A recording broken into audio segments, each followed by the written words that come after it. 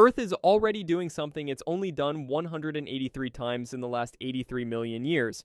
The magnetic field is weakening, the North Pole is drifting faster than ever, and most people have zero idea it's happening.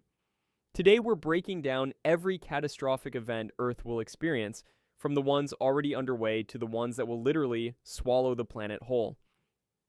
Starting with the one you can't see, but it's happening right now. Geomagnetic pole reversal. The magnetic North Pole is moving, not slowly, not subtly. It's currently drifting at about 55 kilometers per year, and it's accelerating. Over the last 160 years, Earth's magnetic field has weakened by roughly 9%. The last time the poles fully reversed was 780,000 years ago, and some scientists believe we're watching the early stages of the next one. Now here's the thing.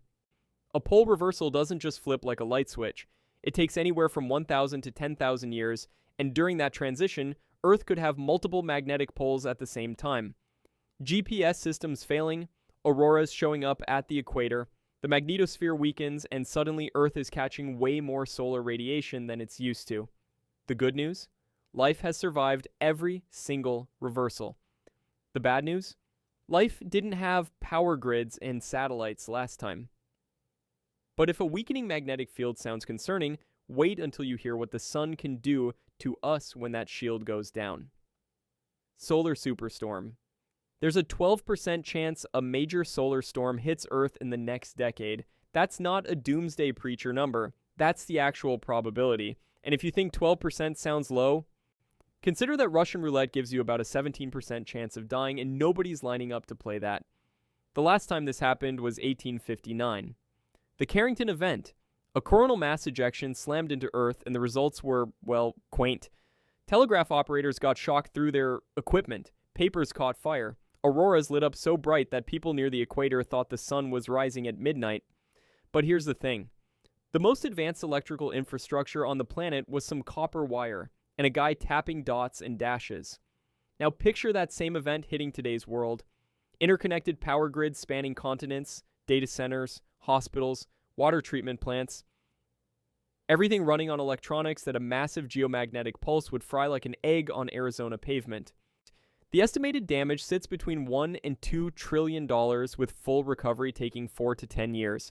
Billions of people without power, not for a weekend, for years. And a coronal mass ejection can reach Earth in as little as 15 minutes, so by the time anyone spots it, it's already here.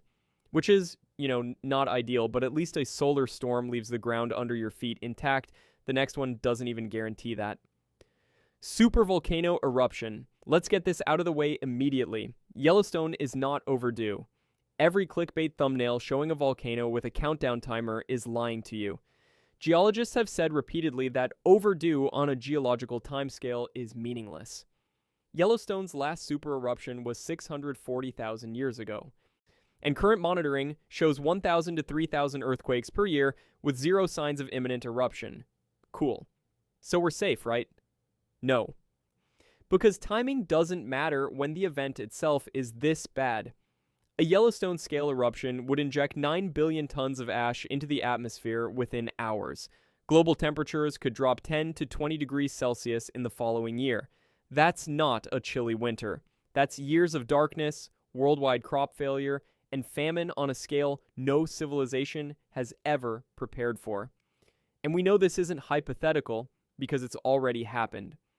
The Toba supervolcano erupted 74,000 years ago and triggered a volcanic winter lasting 6 to 10 years. Global temperatures dropped 3 to 5 degrees Celsius.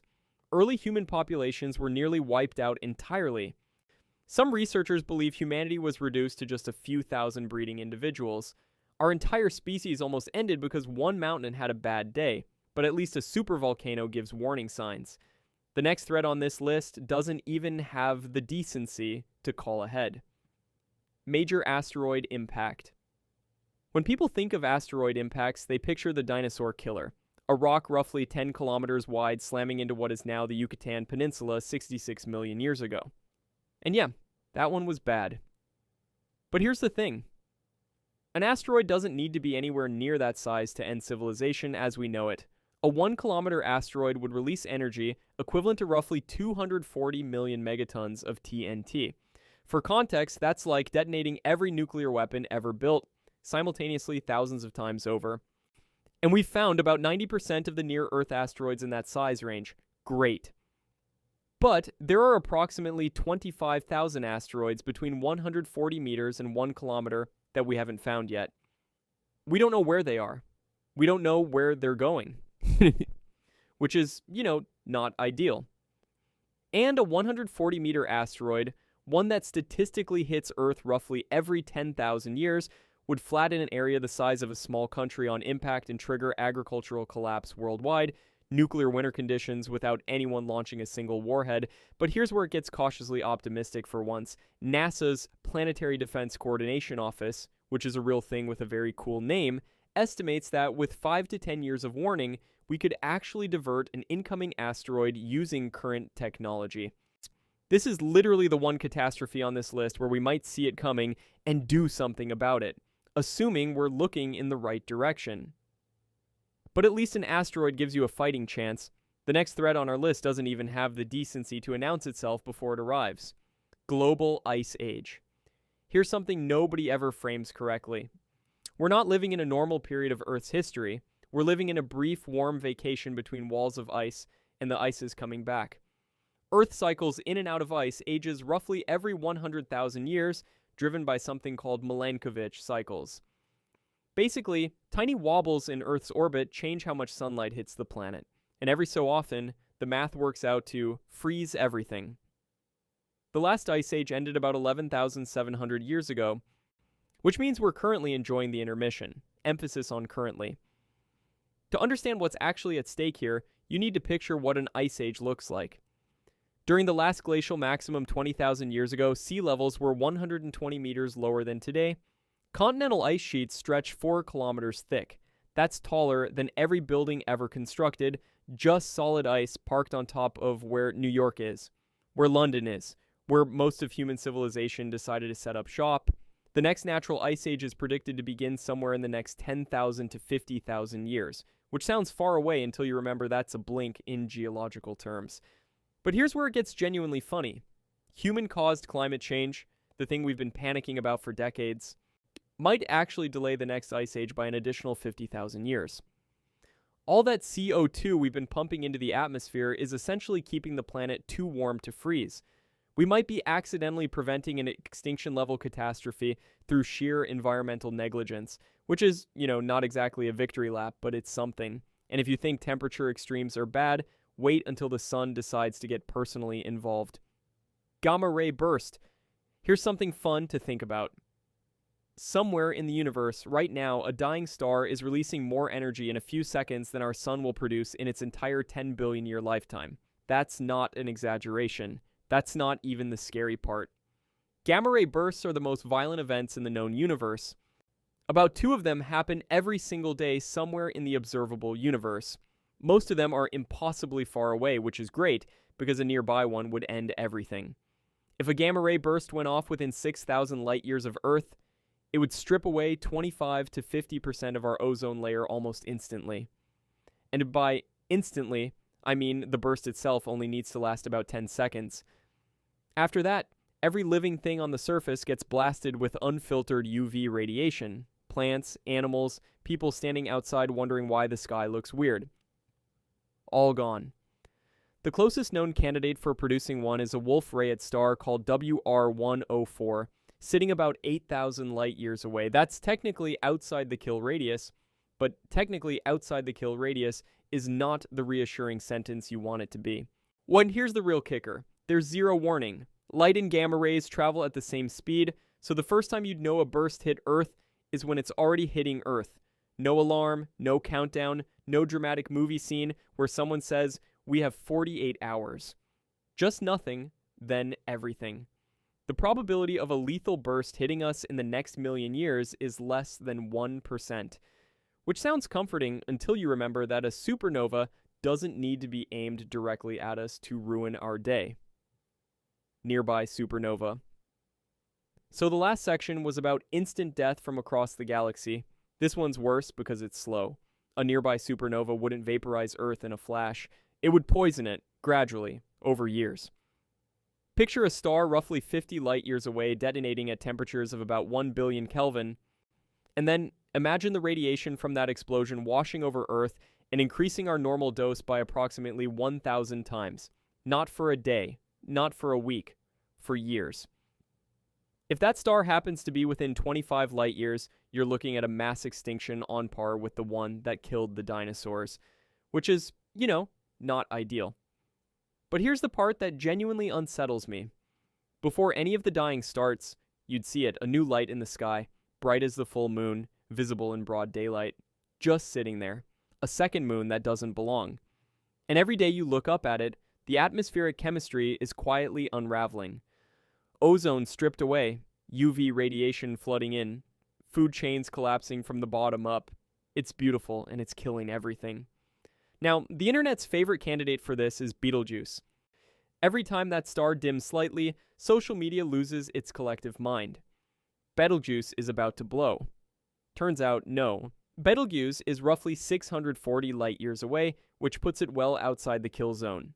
And about to explode in astronomical terms means anywhere from tonight to 100,000 years from now. Astronomers love being vague like that. So, we're probably fine. Probably. But if you think radiation poisoning over several years sounds bad, wait until the atmosphere itself decides to quit. Atmospheric collapse. Nobody talks about this one, and honestly that's what makes it so terrifying.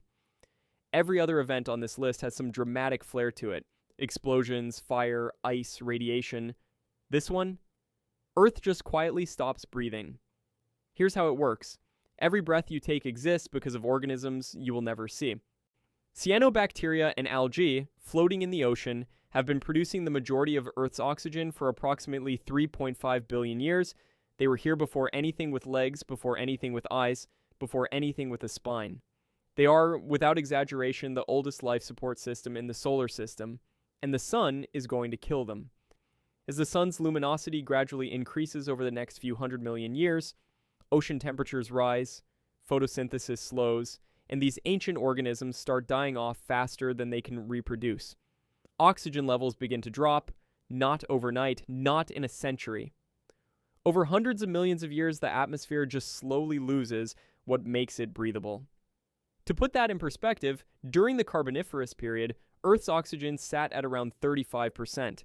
Right now, it's 21%. When it drops below 10%, complex life is done. No fire, no explosion, just suffocation on a planetary scale. It's essentially a reverse great oxidation event. The original one, 2.4 billion years ago, took 300 million years to fill the atmosphere with oxygen and make complex life possible. This is that process running in reverse. Everything oxygen built, oxygen loses, and it's not just oxygen. Nitrogen, which makes up 78% of the atmosphere, is recycled by bacteria operating on similar biological timescales.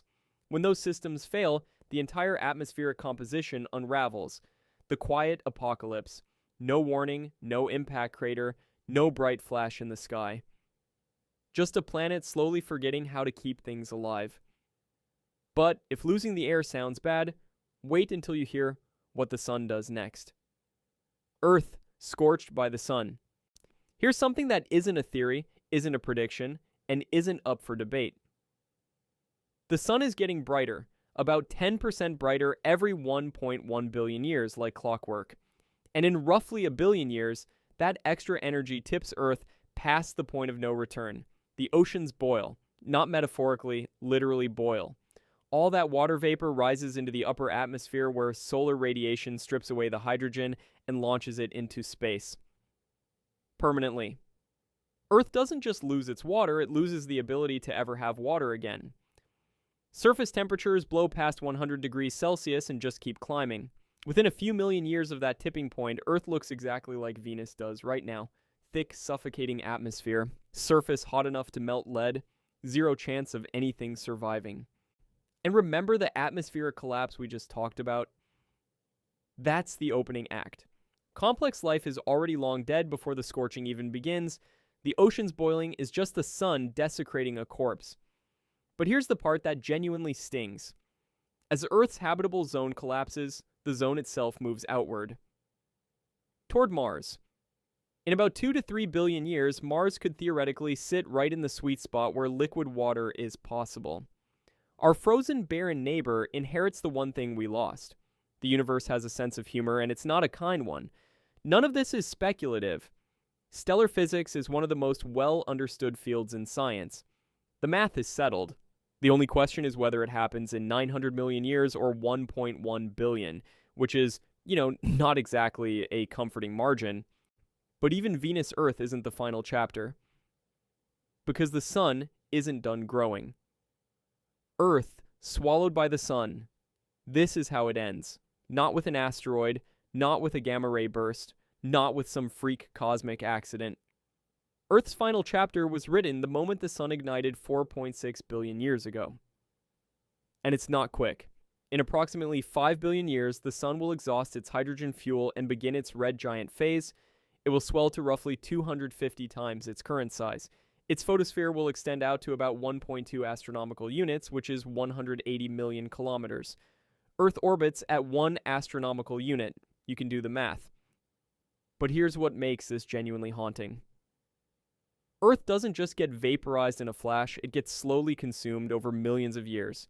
Century by century, the sun grows larger in the sky. First, it's noticeably bigger. Then, it fills a quarter of the horizon, then half. The atmosphere burns away. The oceans are long gone. Surface temperatures climb past 2,000 degrees Celsius from radiation alone, and that's before the sun even reaches us. Earth's orbit may decay from stellar wind drag, spiraling our dead planet inward like a moth circling a lantern, which is, not ideal. After roughly 1 billion years as a bloated red giant, the sun will shed its outer layers in a planetary nebula, one of the most beautiful structures in the known universe. Every atom that was ever part of Earth, every mountain, every ocean, every living thing that ever existed, scattered across interstellar space. And those atoms will drift for millions of years until gravity pulls them together again, forming new stars, new planets, maybe new life. Earth's story doesn't really end. It just gets redistributed. If you enjoyed this video and want to see more, click the video on the screen now.